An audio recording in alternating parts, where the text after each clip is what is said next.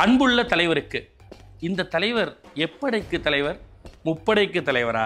இல்லை, எப்படைக்கும் தலைவர். அதனால தான் 50 வருடங்கள் தொடர்ந்தும் இன்னும் நீண்டுகிட்டே இருக்கு இவருடைய சாதனை பயணம். நம்மளுடைய தலைவருக்காக 50 நாட்கள் 50 மணி நேரம் பேசி தீக்க போறோம் அப்படின்னு சொல்லி ஆரம்பிச்சு இன்னைக்கு டே 3 மூன்றாவது நாளுக்குள் அடி எடுத்து வைக்கிறோம். இது அஸ்வதி நைட்டீஸ் வழங்கும் பிளாக் ஷீப் அன்புள்ள தலைவருக்கு. Title sponsor Aswathi nighties, presented by Anuj styles மற்றும் Sairam group of institutions, co-presented by சௌபாக்யா வெட் கிரைண்டர் மற்றும் Challani jewellery mart, powered by SS Genius International Nursery and Primary School, Sembakkam, Chennai.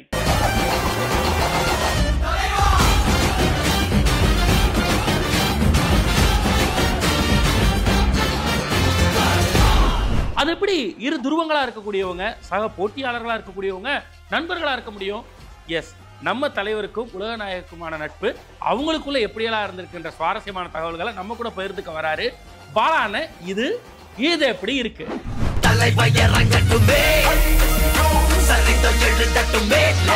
Black ships அன்புள்ள தலைவர்களை இது எப்படி இருக்கக்கூடிய 3வது நாள். நீங்க இந்த கடைசி 2 எபிசோட் கொடுத்த அன்புக்கும் ஆதரவுக்கும் மிகப்பெரிய நன்றிங்க. நேற்று 20வது தகவலை நான் கூட சொல்லியிருந்தேன். முள்ளும் மலரும் திரைப்படம் ரெடியாகி ரிலீஸ் ஆகிறதுக்கு ஒரு மிகப்பெரிய பிரச்சனை வந்தது. அந்த பிரச்சனையை தீர்த்து அந்த படம் ரிலீஸ் ஆக காரணமாக இருந்தது மிகப்பெரிய நடிகர். அந்த நடிகருக்கும் ரஜினிக்குமான நட்பு என்ன அப்படின்னு சொல்லியிருந்தேன். அந்த நடிகர் யார் அப்படின்னு பார்த்தீங்கன்னா, ரஜினியுடைய ஈக்குவல் காம்படிட்டரா இன்னைக்கு வரைக்கும் நினைக்கக்கூடிய தமிழ் சினிமாவுடைய மிகப்பெரிய பிதாமகனாக இருக்கக்கூடிய உலகநாயகன் கமலஹாசன் அவர்கள். இந்த படத்தில் ரஜினி கமிட் ஆகும்போது அவர் சப்போர்ட் பண்ணதும் திரு கமல் அவர்கள் தான். இந்த படம் எடுத்துட்டாங்க. படம் எடுத்து நெகட்டிவ் வேணு செட்டியார் அவர்கள் பார்க்குறாரு. பார்க்கும்போது அவருக்கு ரொம்ப பெரிய வருத்தம். ஏன்னா படத்தில் ரொம்ப அமைதியாக இருக்குது, ஷார்ட்ஸ் எல்லாமே ரொம்ப கம்மியான டைலாக் இருக்குது. இது எப்படி செட் ஆகும்? நான் ஒரு பாசமலர் மாதிரி படத்தை எதிர்பார்த்துட்டு இருக்கும்போது நீ என்னப்பா இப்படி படம் எடுத்து வச்சிருக்கேன்னு சொல்லி மகேந்திரன் மேலே ஒரு பயங்கரமாக கோவப்படுறாரு, சண்டை போடுறாரு. அந்த நேரத்தில் மகேந்திரன் இல்லைங்க, இன்னும் இந்த படத்தில் ஒரே ஒரு காட்சி எடுக்க வேண்டியதுன்னு சொன்னப்போ வேணு செட்டியாருக்கு பயங்கரமாக கோவம். இல்லை, ₹1 கூட இனிமேல் காசு தர மாட்டேன், ஏற்கனவே என் காசு எல்லாம் நீ தீர்த்துட்ட, கண்டிப்பாக தர மாட்டேன் அப்படின்னு சொல்லி வேணு செட்டியார் அடம் பிடிக்கிறார். அந்த செய்தி கமல் அவர்களுக்கு போகுது. ஏன்னா கமலும் மகேந்திரனும்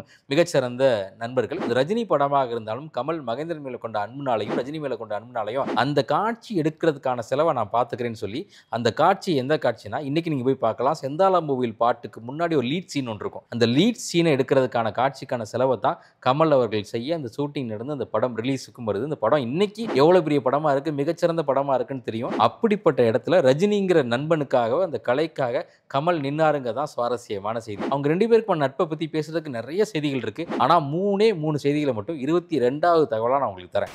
தகவல் நம்பர் 22. ரஜினிக்கும் கமலுக்குமான நட்பை பத்தி ஒரு 3 இம்பார்ட்டன்டான செய்திகள் சொல்றேன் அப்படின்னு சொல்லியிருந்தேன். அது என்ன அது அப்படின்னு பாத்தீங்கன்னா, ரஜினி இன்னைக்கு 50வது ஆண்டா கொண்டாடுறோம், நம்ம எல்லாம் கொண்டாடுறோம். கமல் அவர்கள் கூட ஒரு வாழ்த்து செய்தி அவருக்கு ட்விட்டர்ல போட்டிருந்தாரு. இந்த 50வது வருஷத்தை ரஜினி தொடுறதுக்கான காரணம் யார் அப்படின்னு கேட்டா, என்னை பொறுத்த வரைக்கும் நேர்மையா கமல் அப்படின்னு சொல்லலாம். ஏன்னா ஒரு 10 ஆண்டுகளுக்கு முன்னாடி ரஜினி இல்லைங்க, படம்லாம் நடிச்சது போதுங்க, நான் அதுலேருந்து விலகிடுறேங்கிற மைண்ட் செட்டில் இருந்த பொழுது கமல் அவர்கள் கொடுத்த ஒரு பேட்டி ரொம்ப இன்ட்ரெஸ்டிங்கான, ரொம்ப முக்கியமான பேட்டி, ரஜினியுடைய மனதை மாற்றிய பேட்டின்னு கூட சொல்லலாம். அவர் நேரடியாக கூட அவர்கிட்ட சொல்லியிருக்கலாம். பொதுவெளியில் என்ன சொன்னார் அப்படின்னு பார்த்தீங்கன்னா, இந்த கோடம்பாக்கம் கேம், இந்த சினிமா கேம் இருக்குல்ல, it's like a football game. Rajini, நீங்கள் ஒரு கோல் போஸ்ட், நான் ஒரு கோல் போஸ்ட், 2 கோல் போஸ்ட் இருந்தால் தான் கேம் நல்லா இருக்கும். அதனால தயவு செய்து நீங்கள் இந்த இடத்த விட்டு வெளியே நகராதீங்க, நகர்ந்தீங்கன்னா இந்த ஆட்டத்துடைய சுவாரஸ்யத்தை நான் இழந்துருவேன் அப்படின்னு சொல்லி ரஜினியை தொடர்ந்து சினிமாவில் நடிக்க வச்சதால கமலுக்கு மிக முக்கியமான பங்கு உண்டு. அதனாலதான் இந்த 50வது ஆண்டை நம்ம தொடுறோம். எனக்கு பிடிக்கலைங்க, நான் விட்டுட்டு போலான்னு எங்கிட்ட யோசனை கேட்கிறாரு. 2 கோல் போஸ்ட் இருந்தாதான் மேட்ச். கமலுடைய 50வது ஆண்டுல இதே ரஜினி அவர்கள் போய் ரொம்ப அழகா ஒரு விஷயம் பேசியிருப்பார். எல்லாருக்குமே கலைத்தாய் கலைஞர்களை பிடிக்கும், ஆனா எங்களெல்லாம் கையில பிடிச்சிருக்காங்க அப்படின்னா கமலை தூக்கி கக்கத்துல வச்சிருக்காங்க அப்படின்னு சொல்லுவாங்க, இடுப்புல வச்சுக்கிட்டாங்க. அந்த அளவுக்கு அன்பு கமல் மேல கலைத்தாய்க்கு உண்டுன்னு சொல்லி முடிச்சதுக்கு அப்புறம், நம்மளெல்லாம் கைப்பிடிச்ச அந்த கலைத்தாயை கமல்ல மட்டும் எடுத்துட்டு தோல்ல வச்சுக்கிட்டான். கமல் பேசுனதுதான் ரொம்ப முக்கியமான ஒரு லைனுங்க. அவர் சொன்னார், என்னை விட ரஜினியை விட மிகச்சிறந்த நடிகர்கள் முன்னும் இருக்கலாம், பின்னும் இருக்கலாம், ஆனால் என்னையும் போல ரஜினியும் போல நண்பர்கள் தமிழ் சினிமாவில் முன்னவோ பின்னவோ கிடையாதுன்னு சொன்னார்ல. அந்த அளவுக்கு அழகான நட்பு அவங்க 2 பேருக்கு உண்டு. ஆனால் ஒரு சவால் விடுறேன், இதுக்கு முன்னாடி ஜெனரேஷன்ல ரஜினி மாதிரி என்ன மாதிரி நண்பர்கள் இருந்தது கிடையாது.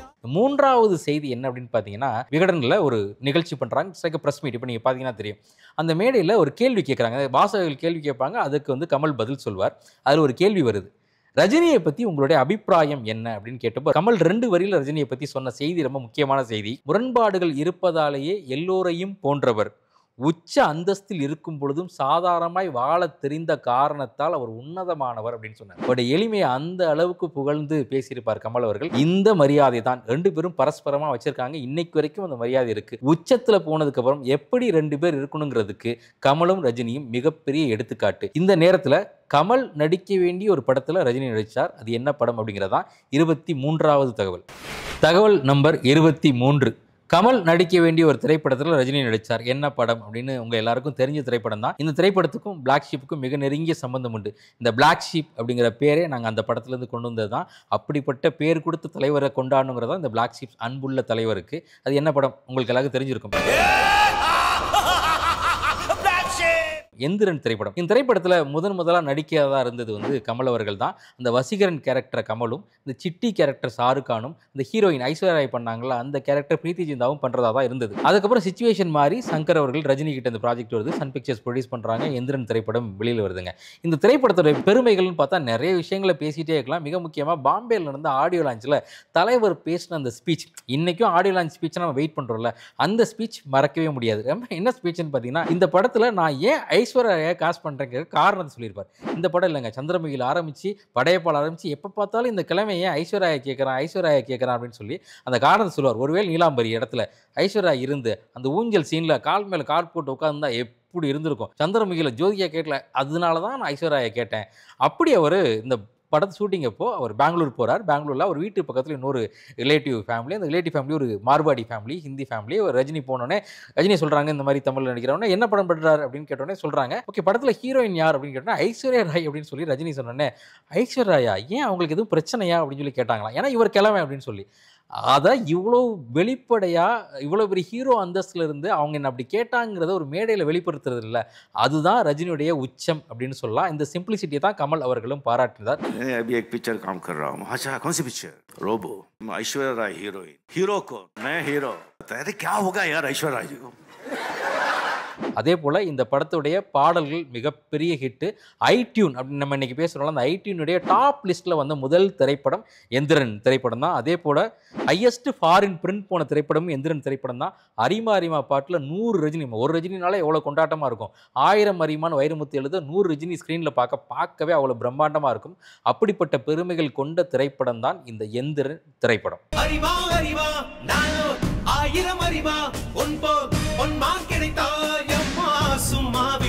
இப்போ நான் சொன்னேன் இல்லையா, அரிமா 1000 அரிமால 100 ரஜினி வருவாங்கன்னு. 100 ரஜினின்னு சொல்கிறப்போ ரஜினியுடைய 100வது படம் என்ன, அந்த படம் எப்படி ஆரம்பிச்சது தெரிஞ்சுக்க 24வது தகவல் நம்பர் 24. ரஜினியுடைய 100வது படம் என்ன படம், அது எப்படி ஆரம்பிச்சது அப்படின்னு பேசலாம்னு சொல்லியிருந்தேன். ரஜினியுடைய 100வது படம் ராகவேந்தர் திரைப்படம். அப்போ கமர்ஷியல் உச்சத்தில் இருக்கார். ஆனால் அப்போது அவருக்கு ராகவேந்தர் கேரக்டர் பண்ணணும்னு ஒரு ஆசை மனசுக்குள்ளே இருக்குது. அது 100வது படமாக பண்ணணும்னு முடிவு பண்ணுறார். முதல் எஸ்பி முத்துராமனை மீட் பண்ணி இந்த படத்தை நீங்கள் தான் இயக்கணும் அப்படின்னு சொல்கிறார். அப்போ எஸ்பி முத்துராமன் சொல்கிறாரு, ஏன் ரஜினி உங்களுக்கு இந்த வேண்டாத வேலை, இன்றைக்கி நீங்கள் எவ்வளோ பெரிய இடத்துல இருக்கீங்க, எவ்வளோ பெரிய கமர்ஷியல் ஹீரோவாக இருக்கீங்க, இந்த நேரத்தில் இப்படி ஒரு படம் நீங்கள் பண்ணணுமா, இது உங்களுடைய ஃபேன்ஸ் எல்லாம் ஒத்துக்குவாங்களான்னு சொல்லி அவர் ஒரு டவுட்டாகவே இருக்கார். அதெல்லாம் தாண்டி இந்த படத்தை நான் எப்படி இயக்குவேன், நான் ஒரு கமர்ஷியல் டைரக்டர், என்னால் எப்படி பண்ண முடியும்னு கேட்குறாரு.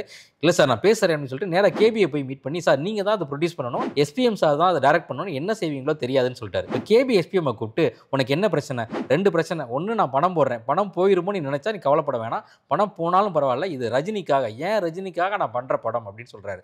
ரஜினியுடைய மார்க்கெட் போனால் ரஜினிக்கான எந்த வருத்தமும் இல்லை, ரஜினி அதை பண்ணுறதுக்கு ரெடியாக இருக்கார், அதனால் நீ பண்ணுறதுக்கு என்ன வழின்னு யோசி. உடனே எஸ்பிஎம் போய் ஏபி நாராயணனுடைய எல்லா புராண படங்களுடைய சிடியும் வாங்கி எல்லா படங்களையும் பார்த்து ஒரு புராண படம் இயக்குறதுக்கான கிராமர் என்ன அப்படின்னு கற்றுக்கிட்டு அவருக்கு நம்பிக்கை வந்த பிறகு ஓகே இந்த படத்தை நான் பண்ணுறேன்னு முடிவு பண்ணுறாரு. ரஜினி கிட்ட கேட்குறாரு, எதுக்காக இந்த படத்தை நீ 100வது படமாக பண்ணணும்னு ஆசைப்படுற. ரஜினி அதுக்கான காரணத்தை சொல்கிறார். நான் ரொம்ப கஷ்டப்பட்டு பெங்களூரில் இருந்த பீரியடில் ஒரு நாள் ரொம்ப டிப்ரெஷனோட நான் ஒரு இடத்துல படுத்திருந்தேன். அப்போ உங்கள் ஒரு பாறையில் ஒரு சின்ன நீரோவியம் மாதிரி ராகவேந்தருடைய உருவம் வந்து என்னை சென்னைக்கு போகணும் ஒரு அசரீரியாக சொல்லிச்சு. அந்த குரலை கேட்டு தான் நான் சென்னைக்கு வந்தேன், நடிகனானே இன்னைக்கு இவ்வளோ பெரிய இடத்துல இருக்கேன், அதனால் என்னுடைய 100வது படமாக அவரோட படத்தை பண்ணணும் அப்படின்னு சொல்கிறார். அப்படி முடிவெடுத்து பண்ணின படம் தான் ராகவேந்திர திரைப்படம். கை தவறில்லை முகுந்தா, மனசு கோபமா இருந்தா காரம் போடுவேன், இப்போ சந்தோஷம். இந்த திரைப்படத்தை பற்றி இவ்வளோ பேசுகிற நேரத்தில் ரஜினி ராகவேந்திர கேரக்டராக இன்னொரு படத்தில் அதற்கு முன்னமாகவே நடிச்சிருக்கார். என்ன படம் அப்படிங்கிறதான் சுவாரஸ்யமான திரைப்படம். இது எப்படி ரஜினியுடைய 100வது படமோ அது ஒய்ஜி மகேந்திரனுடைய 100வது படம். படத்தோட பேர் உருவங்கள் மாறலாம். இந்த படத்தில் இவர் மட்டும் இல்லை, கமல், சிவாஜி, ரஜினி, ஜெய்சங்கர் 4 பேருமே கடவுளா வருவாங்க. அதுல ரஜினி அவர்கள் ராகவேந்திர கடவுளா வருவார். ராகவேந்திரா ராகவேந்திரா ராகவேந்திரா. இதெல்லாம் பேசிட்டு இருக்க நேரத்தில் ரஜினி, சிவாஜி அவர்கள் முதலாக இணைந்த திரைப்படம் என்ன, அவங்களுக்கான நட்பு எப்படி ஆரம்பிச்சு, திரை வாழ்க்கை என்னவா இருந்துச்சு தெரிஞ்சுக்க தகவல் நம்பர் 25. தகவல் நம்பர் 25. ரஜினியும் நடிகர்களும் சிவாஜியும் இணைந்து நடித்த முதல் திரைப்படம் ஜஸ்டிஸ் கோபிநாத் திரைப்படம். அதுக்கப்புறம் நான் வாழ வைப்பேன், உருவங்கள் மாறலாம், விடுதலை, படிக்காதவன், படையப்பான்னு 6 படங்களில் 2 பேரும் இணைஞ்சு நடிச்சிருக்காங்க. ரொம்ப முக்கியமாக நான் வாழ வைப்பேன் திரைப்படத்தில் இன்டர்வலுக்கு அப்புறம் மைக்கேல் டிசோசா அப்படிங்கிற ஒரு கேமியோ கேரக்டர், 1/2 hour தான் அந்த கேரக்டர் வரும். ஆனால் அந்த படத்தில் பார்த்தீங்கன்னா ஸ்டைலில் தலைவர் அப்படி தூக்கி சாப்பிட்டுருப்பாரு. ஆகாயம் மேலே பாதாளம் கீழே ஆனந்த உலகம் நடுவினிலே.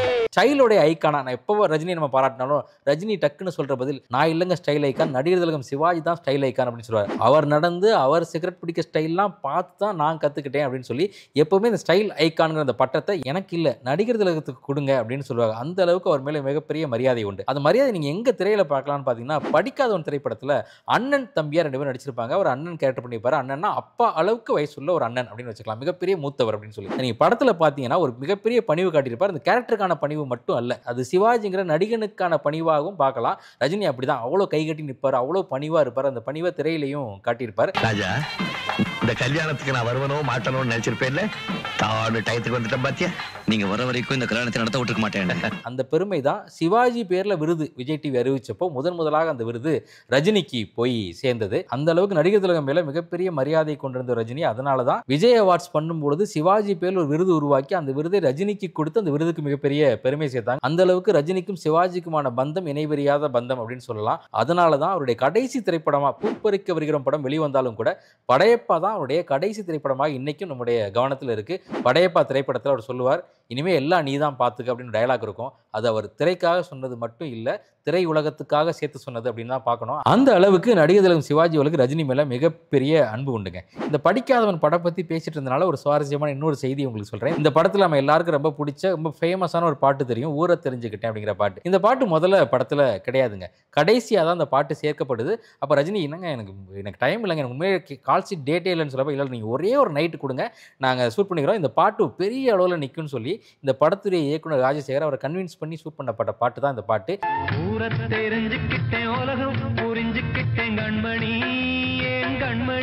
இந்த படம் ஏவிஎம் ப்ரொடக்ஷன். இதே பாட்டை சம்சாரமது மின்சாரம் படத்தில் இதே பாட்டை எடுத்து லிரிக்கை மட்டும் மாற்றி விசு அதே ஒரு பேக்ரவுண்டில் ஒரு சாங்கை ஷூட் பண்ணியிருப்பாங்க.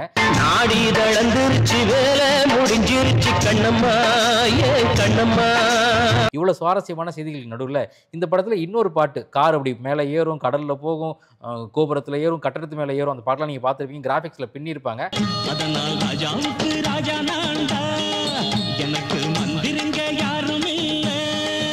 அந்த பாட்டை பாடினா மலேசியா வாசுதேவன் அவர்கள். அவருக்கும் ரஜினிக்குமான உறவு என்ன அப்படிங்கிறதான் தகவல் நம்பர் 26. இது எப்படி இருக்கு? இந்த செக்மெண்டோட அடுத்த 5 தகவல்கள் கொண்ட full episode Black Sheep Valley OTT-ல அவைலபிளா இருக்கு. அத பார்க்க இப்பவே Black Sheep Valley OTT-ய டவுன்லோட் பண்ணுங்க. இவரை பத்தி பேசுறதுக்கே இந்த பிறவி பத்தாதுன்னு நினைக்கிற தலைவரோட ரசிகர்கள்லாம் அவங்களுக்கு கொடுக்கப்பட்ட நேரத்துக்குள்ள அவரை பத்தி பகிர்ந்தக்கூடிய செக்மெண்ட் தான் இப்போ நம்ம பார்க்க போற செக்மெண்ட் எனிதிங் ஃபார் தலைவர்.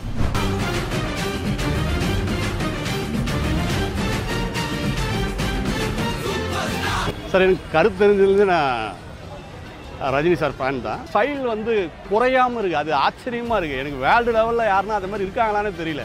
I think Rajni is well known for his styles in his movies, so and it's very cool to watch it. தலைவரோட ஸ்டைல் ரொம்ப பிடிக்கும். ஸ்டைல் தான் எப்பவுமே நல்ல மனுஷன், அதனால பிடிக்கும். அந்த விஷயத்தில் ரொம்ப பிடிக்கும். எல்லாமே எப்பவுமே இளமை, எந்த காலத்து அந்த காலத்தில் விற்கிற இப்போ விற்கிது. அவர் வந்து நடித்த எல்லா படத்துலையும் நம்ம பார்த்து அவர் சொன்னதெல்லாம் வச்சு நாங்கள் நிறைய விஷயத்தை எங்கள் வாழ்க்கையில் அதை ஏற்றி என்ன கஷ்டம் வந்தாலும் அதை பற்றி நினைப்போம். பிரிச்சு சொல்ல முடியாது, எல்லாமே ஸ்டைல். அவர் பேக்கேஜ்னா அவர் ரொம்ப பிடிச்சது அவரோட உழைப்பு தான்.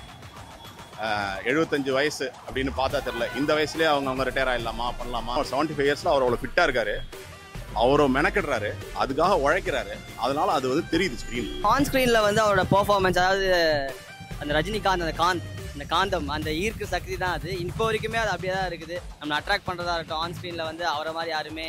த மேன், த ஸ்டைல், த ஆரா, வேற என்ன வேணும் அவரை பற்றி பேசுறதுக்கு? பெரிய பெரிய பொசிஷன்ஸ்லாம் விட்டுட்டு நடிக்கணும், நம்மள வந்து என்டர்டெயின் பண்ணணும் அப்படிங்கறதுக்காக பண்றாரு. அவர் வந்து ஒரு நல்ல நடிகர் மட்டும் இல்ல, ஒரு மிகச்சிறந்த மனிதர் தான். சிம்பிளா இருக்கிறாரு பாருங்க, அந்த பிளாக் ட்ரெஸ் எப்பவுமே சிம்பிள்.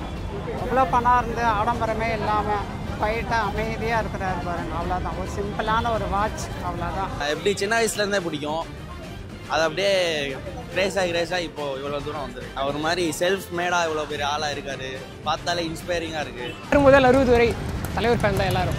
சரியா குவாலிட்டி தானா, எல்லாமே பிடிக்கும். தலைவர் நல்லா ரசிப்போம். ஒரே சந்திரன், ஒரே சூரியன், ஒரே பாஷா, ஒரே சூப்பர் ஸ்டார் தான். அவர் அடிக்கிறது யாரும் கிடையாது. எப்பா இது மாதிரி நான் எப்படிப்பா தலைவரை பத்தி பேசுறது அப்படின்னு கேட்கக்கூடியவர் நீங்களா இருந்தா எனிதிங் ஃபார் தலைவர்ல நீங்களும் உங்களுடைய பைட்டை கொடுக்கணும்னு நினைச்சீங்கன்னா உடனடியாக ஒரு வீடியோ ரெக்கார்ட் பண்ணுங்க. ஸ்கிரீன்ல தெரியக்கூடிய வாட்ஸ்அப் நம்பருக்கு ஹை குவாலிட்டி வீடியோவா தலைவர் படத்துக்கு ஏதாவது போய் சொல்லி லீவ் வாங்கிடணும் அப்படின்ற கவலை இவர் கம்பெனில வேலை செய்யறவங்களுக்கு இல்லவே இல்லை. அப்படி ஒரு கம்பெனியை நடத்திட்டு இருக்காரு.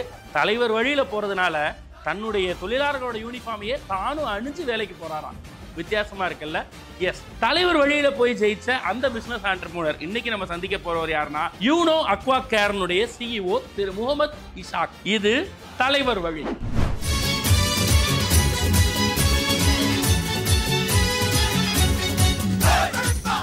கூலி படத்துக்கு தன்னுடைய அலுவலக ஒர்க் பண்ணுற எல்லா ஸ்டாஃப்ஸுகளுக்கும் லீவ் கொடுத்து அவங்களோட டிக்கெட்டும் கொடுத்து அவங்களோட படத்தை பார்க்க என்ஜாய் பண்ணுறதுக்கு ஒரு லீவும் கொடுக்குற சோசியல் மீடியா ப்ராப்ளம் ஆகிட்டு அந்த யூனோ அக்வா கேர் அதோட ஃபவுண்டர் அண்ட் சிஇஓ நான் தான்.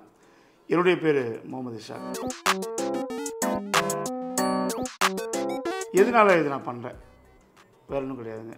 நம்ம தலைவர் ரஜினிகாந்த் அவர்கள், அவர் மேலே வச்சுருக்க ஒரு பயங்கரமான அன்பும், அவர் மேலே வச்சுருக்க ஒரு ஈர்ப்பும், அவர் மேலே எனக்கு இருக்கிற அந்த ஒரு மரியாதையும் தான் இந்த அளவுக்கு எனக்கு பண்ண விடுதுங்க.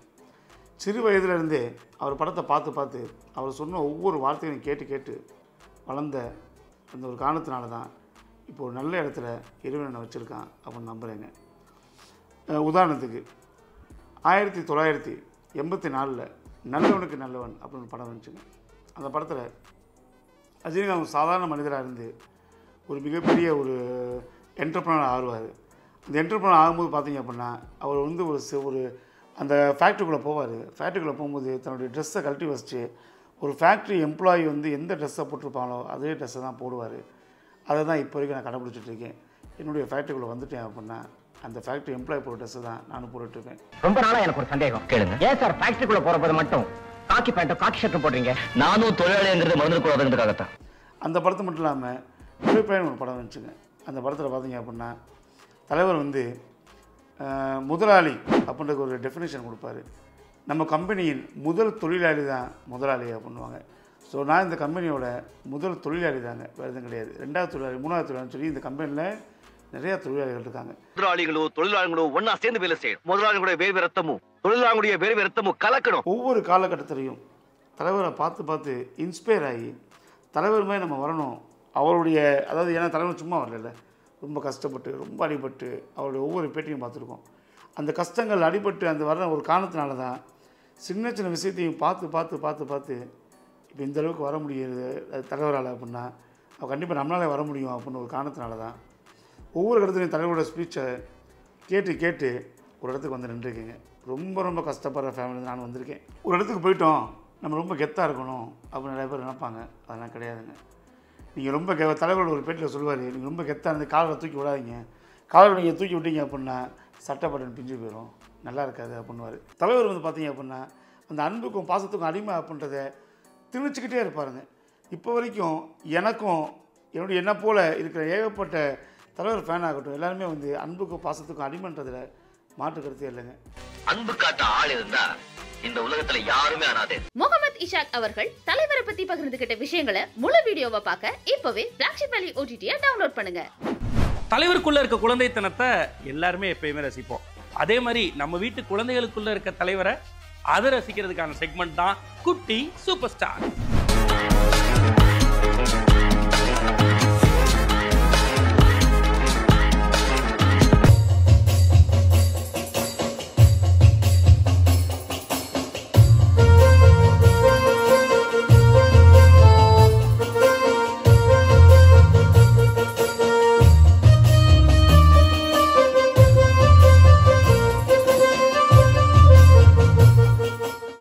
தலைவா எப்ப தலைவா நான் உங்களை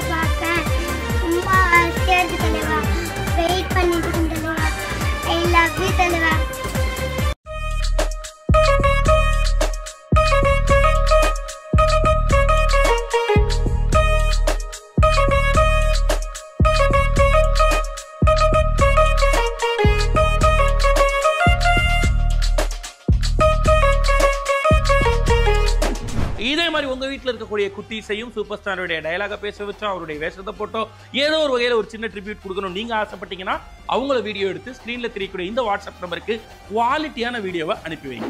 அவர் ஒரு நடிகர் மட்டும் இல்லைங்க, ஒரு கலாச்சாரத்தின் அடையாளம் இப்படின்னு நான் சொல்லுங்க. அவரை இப்படி பெருமைப்படுத்தினாங்க த வாஷிங்டன் போஸ்ட். எஸ், ஹாலிவுட்ல வரக்கூடிய ஒரு நாளிதழ் இப்படி அவருக்கு பெருமை சேர்த்திருக்காங்கன்னா அங்கதான் தலைவர் கோலிவுட் டு ஹாலிவுட் போய் சாதிச்சாரு. இதை பத்தி பேசுறதுதான் இப்போ நம்மளுடைய தலைவர் தர்பார்.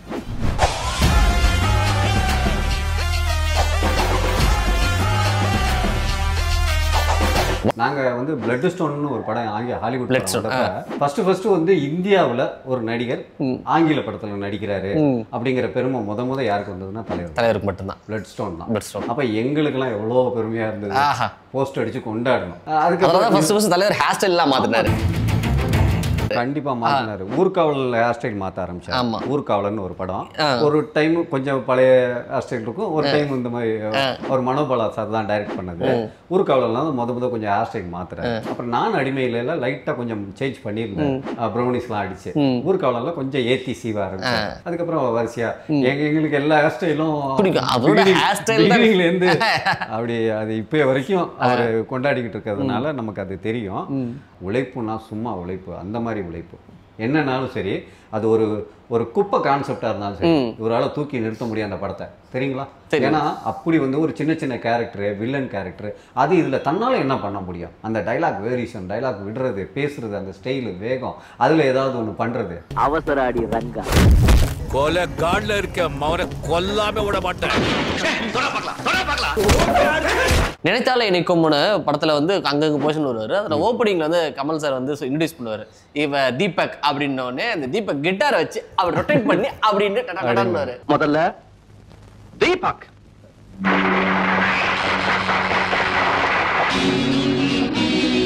ஒரு கிட்டாரை வச்சு என்ன பண்ண முடியும்? அது ஏதாச்சும் வித்தியாசமா ஓப்பனிங் சும்மா இப்படி எடுக்க வேணாம். நிஜமா ரொம்ப இளமை ஊஞ்சல் ஆடுகிறன்னு ஒரு படம். அதுல வந்து பேசிட்டு இருக்கப்ப ஒரு கேள்வி கேட்டு போயிருவாரு. ரொம்ப ஒருத்தன் தொல்லை பண்ணிட்டே இருப்பான் ஆபீஸ்ல. தட்டத்து பட்டானால் வாட்டென்ன அப்படின்னு போயிருவாரு.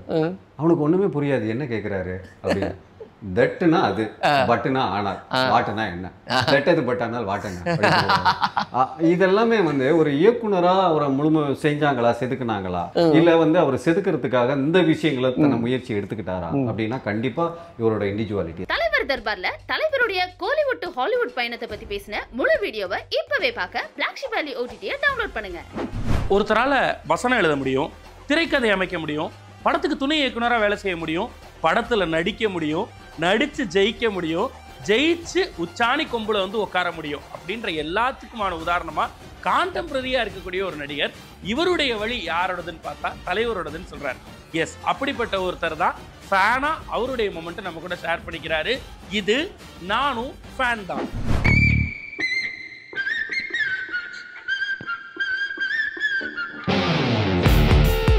காலால் ஒரு சீன் இருக்கும். நான் ஒரு கோச்சிக்கு போகிற மாதிரி, வீட்டை விட்டு கோச்சிக்கு போகிற மாதிரி ஒரு சீன் இருக்கும். அந்த சீனை எடுக்கிறோம். அன்றைக்கி வந்து என்ன நடந்துச்சுன்னு தெரியல, நாங்கள் 2 பேரும் அந்த சீன் நடக்குது. சாரோட க்ளோஸ்அப்ஸ் எல்லாமே முடிச்சுட்டாங்க, இதுவே எல்லாமே முடிச்சுட்டாங்க. எனக்கு முடிஞ்சதா அப்படின்னு கேட்டார். ஆமாம், இப்போ என்ன எடுக்க போகிறீங்கன்னா மணியோட க்ளோஸ்அப் தான் சார் அப்படின்னோடனே, அப்படியா அவர் க்ளோஸ்அப்பா, சேர் போடுங்க அப்படின்னு சொல்லிட்டு உட்காந்துட்டார். எனக்கு திக்குன்னு, ஏன்னா உங்களுக்கு தெரியும் நம்ம வந்து என்ன சொல்கிறது, அவர் முன்னெல்லாம் நம்ம ஒரு இது கூட இல்லை. அவர் வந்து இப்படின்னு இப்படின்னு உட்காந்து பார்க்குறாரு. ஹார்ட் பீட் நம்ம கேமரா லுக்கு கேமரா கொடுத்துனான்னு வச்சுக்கலாம். அவர் அங்கே உட்காந்துருக்காரு, நம்மளை மீறி ஐபால் வந்து அங்கே போகுது, கேமரா ரோலிங் அப்படின்றாங்க, கண் அப்படி போகுது. எனக்கு இதை எப்படி ஓவர் கம் பண்ணுறதுன்னு தெரில சார் இப்படின்னு உட்காந்து பார்த்துட்டு இருக்காரு. எனக்கு சரி ஆனதாச்சு அப்படின்னு சொல்லிட்டு நம்ம வந்து இதை பண்ணிடணும். ஏன்னா ஒரே சிங்கிள் ஷாட் அது. சரி இப்போ பேசி பேசி பேசி பேசி கண்ணில் வந்து அந்த தண்ணி வந்துகிட்டே இருக்கணும். கடைசியில் வந்து இப்படி முடிக்கணும். சார் வந்து நிறைவார். இதுதான் சீக்வன்ஸ். உன்ன மாதிரி ஆளுங்களுக்கு என் வீட்டு இடமே இல்லை, போல நல்ல இடமா போயிருடா, நேரத்துக்கு சாப்பிடா, உடம்பு பார்த்துக்கடா, சொல்லல. ஸோ அதை ஃபுல்லாக பேசி முடித்த உடனே நம்ம ஒன்று பண்ணுவோம்ல, அதாவது டைலாக் பேசி முடித்த உடனே கட்டு சொல்கிறதுக்கு முன்னாடி ஒரு 3 செகண்ட் நிற்போம். அப்படி அந்த எக்ஸ்பிரஷனோட இதுலேயே அப்படியே நிற்போம். அப்புறம் தான் கட்டு சொல்லுவாங்க. நான் அந்த மாதிரி அப்படியே நின்றுட்டு இருக்கேன். கட் அப்படின்னு சொன்னோடனே எல்லாரும் கிளாப் பண்ணாங்க. அது ஒரு சிங்கிள் ஷாட்டில் பண்ணன்றதுனால நம்ம இந்த கிளிசரின் வந்து அந்த பிளரியாக இருக்குது. என்ன நடக்குங்க, ஒரு பிளாக் உருவம் வந்து அப்படியே என்னை நோக்கி வருதுன்றது நான் கேமராவை பார்த்துட்டு இருக்கேன் லுக்குக்காக. பார்த்தா ரஜினி சார் வந்து என்னை ஹக் பண்ணி இங்கே மொத்தம் கொடுத்தாரு. முத்தம் கொடுத்து தோல் பண்ணிட்டீங்க, தோல் பண்ண ரஞ்சித் என்னங்க அது பயங்கர பெர்ஃபார்மன்ஸ் அப்படி சொல்லிட்டு என்னை வந்து பயங்கரமாக சூப்பருங்க சூப்பர் தோல் சார் இந்த சீன் நீங்கள் தான் அப்படின்னு சொல்லிட்டு எனக்கு வந்து பயங்கரம். அது போகிறதுக்கு முன்னாடி ஒன்று சொன்னார். நான் வந்து அந்த சீனை திருப்பி படிச்சுக்கிட்டே இருந்தேன். டேக் போலான்னு சொல்லும்போது என்ன சார் அப்படின்னாரு. இல்லை சார் எனக்கு பயமாக இருக்குது சார். அவர் சார் தான் கூப்பிடுவார். எப்போ சின்ன ஆர்டிஸ்ட் இதுவாக இருந்தால் கூட சார் தான் கூப்பிடுவார். என்ன சார் அப்படின்னாரு. சார் ரொம்ப பயமாக இருக்குது சார், திக்குன்னு இருக்குது, வாங்க இங்கேயும் அப்படி தான் அப்படின்னாரு. ஸோ அப்படி ரொம்ப கம்ஃபர்டபுளாக மாற்றுறாரு. நீங்கள் பயப்படாதீங்க, நம்ம இதுவாக பண்ணிக்கலாம். பட் சின்ஸ் அந்த சீனில் அவரா நீங்கள் என்ன பண்ணிங்கனாலும் ரஜினி சார் தான் எல்லோரும் பார்ப்பாங்க. பட் ஆனால் ஒரு சின்ன பையன் இப்படி வந்திருக்கிறான்றதுக்கு அவர் வந்து இந்த சீன் நீங்கள் தான் சார் ரஞ்சித் இதாங்க தோல் போயிட்டாங்க அப்படி சொல்லிட்டு அவர் வந்து கட்டி பிடிச்சி இங்கே முத்தம் அந்த அந்த ஃபோட்டோ யாரோ வச்சிருக்காங்க. மணிகண்டன் அவர்கள் தலைவரை பத்தி பகிர்ந்துகிட்ட விஷயங்களை முழு வீடியோவா பார்க்க இப்பவே Black Sheep Valley OTT-யை டவுன்லோட் பண்ணுங்க. 3 நாள்ல முடிகிறதாங்க இவரோட சாதனை. பேசினா பக்கமா போய்கிட்டே தான் இருக்க போது. இன்னும் 47 நாட்கள் உங்களுக்காக இதே மாதிரி சுவாரஸ்யம் ததும்ப தினமும் 1 மணி நேரம் பேசுறதுக்கு காத்துட்டு இருக்கோம். இத்தனை செக்மெண்ட்ஸோட நீங்க பண்ண வேண்டியதெல்லாம் தொடர்ந்து பாருங்க பார்த்துக்கிட்டே இருங்க. பேசுவோம் பேசிக்கிட்டே இருப்போம். மீண்டும் இனிதொரு எபிசோட்ல உங்க எல்லாரையும் வந்து சந்திக்கும் வரை நாளை வரை உங்களிடம் விடைபெறுவது உங்கள் RJ Vignesh and entire Black Sheep family. இது அஸ்வதி நைட்டீஸ் வழங்கும் Black Sheep அன்புள்ள தலைவருக்கு. Title sponsor Aswathi nighties, presented by Anuj Styles மற்றும் Sairam group of institutions, co-presented by சௌபாக்யா வெட் கிரைண்டர் மற்றும் Challani jewellery mart, powered by SS Genius International Nursery and Primary School, Sembakkam, Chennai.